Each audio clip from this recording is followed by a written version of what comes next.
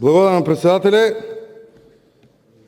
Очигледно продолжуваме со дискусии на пратениците и нема да го добиеме што го очекувавме, дека после еден час пауза, барем на нашата забелешка дека нема доволно материјал за точката за избор на уставен судија, дека предлагачот ќе не удостои да го образложи предлогот кој што е денес пред нас.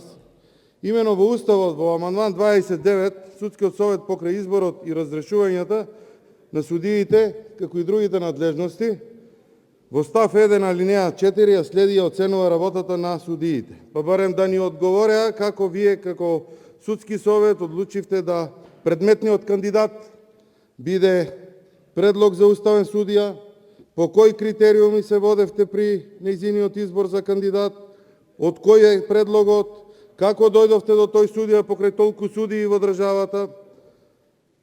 Меѓутоа на тоа немаме одговор. Ова е игнорантски однос од ваша страна кон собранието, кое што е единствен орган пред кој одговарате со вашата работа, согласно амандманот 29 од Уставот, задолжително поднесувате годишен извештај за својата работа.